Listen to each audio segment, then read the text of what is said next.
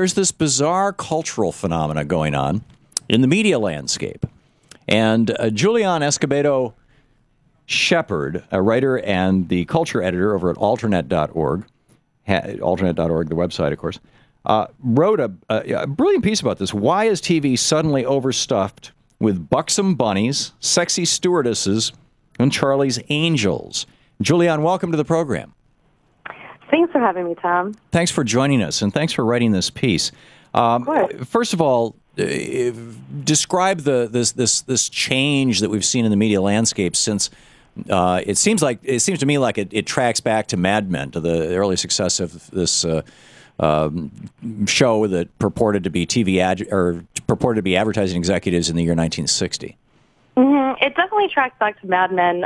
Part of the new fall lineup includes two shows that are clearly modeled after it, the Playboy Club and Pan Am, and both of them are incredibly regressive gender-wise, but they don't have the insight. I mean, I think with Mad Men, you kind of get a feeling of how miserable the women on the show are and the rare glimpses of people of color. But with Pan Am, especially Pan Am, actually, I had higher hopes for it, but watching it with its jingly soundtrack running through, I felt like it was saying to me, you should be happy.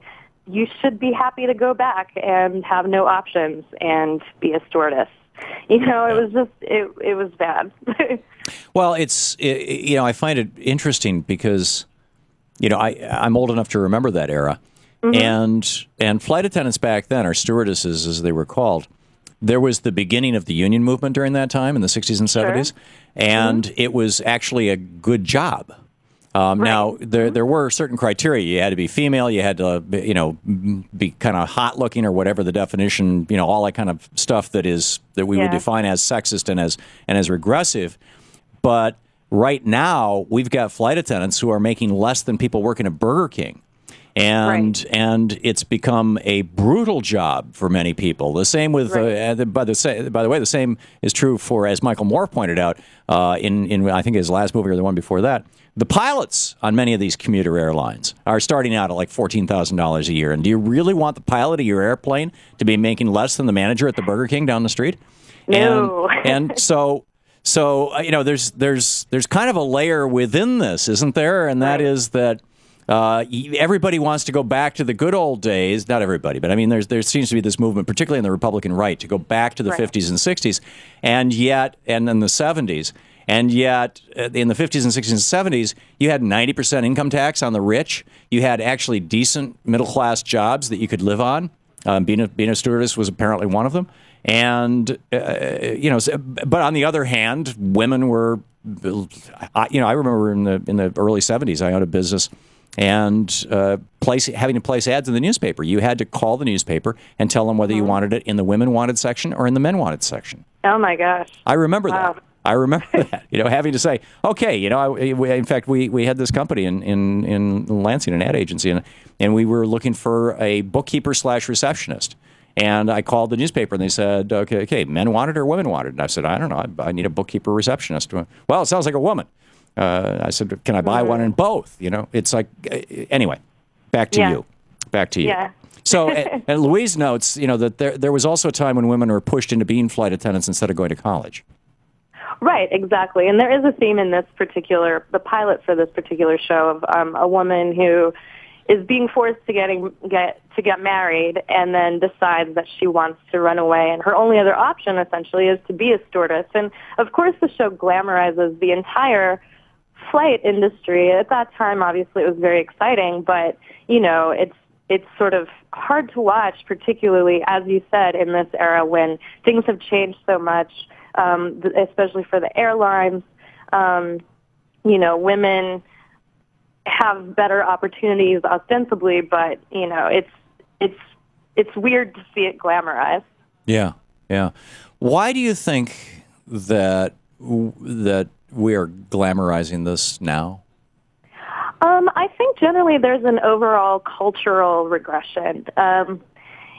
Part of, specifically for television, there was a study done that this year there are 15% of all writers in Hollywood and movies and television are women, as opposed to 35% years ago. So that in itself is a really telling and sort of jarring drop in... Yeah, why would that be? I mean, it seems that women have become a larger part of the workforce in pretty much every area. It's true. In the study, there was a quote that a woman writer who's been working for a long time. It's not attributed, but she said the situation is getting worse, and that in the 90s, networks cared, and now they just don't care anymore. And I think, obviously, they're probably trying to compete with the internet and web series, web video, people watching television online more. But it seems like their general overall strategy for dealing with this is to make television way more gender aggressive. All the women in the new fall season, there are 3 separate television shows geared towards really rigid ideas of masculinity. And, in contrast, all of the women are, again, going back to the 60s. Or if they're not going back to the 60s, they're sort of acting like this coquettish idea of a woman in this era that men sort of idealize. There's a term for it, the manic pixie dream girl. Mm-hmm. There's a lot of that going on television right now. It seems that that this kind of macho man and the phrase that you just used to describe the woman, that stereotype has infected the Republican Party. I keep getting these spam emails from right-wingers going, here's our women, here's their women, and our women being the Republicans, and they show all the Fox women, and that kind of thing. And then our women, they show Bella Abzug and whatnot. And it's or the Democrats, and the subtext of it is, I guess, that Republican women are more attractive, and I just find it bizarre that somebody would even want to send that email out to 50 friends and say these are my values. Right, exactly, and I think even beyond the subtext being that Republican women are more attractive, I think the idea that Republican women are more subservient. I mean, you look at Michelle Bachmann, who's widely seen as a beautiful woman, and she wants to take feminist values back to, the 1800s. So I think there's definitely a cross current running there. Yeah. Whether they actually live it or not. Right. Because in the 50s, Michelle Bachmann would not be where she is now. No, of course not. Of course not. But she's very proud about being sort of, the secondary in the home. Right, subservient to her husband. Or what was the word? Submissive, I think was. Submissive. If that was the word. Right. But she meant it in a biblical sense. I mean, she was basically trying to establish her Christian credentials, I think, there. But it's a very interesting cultural phenomenon, and I think over the next year or so we're going to see a lot more digging into this. And Julianne, you've done a marvelous job of beginning the process.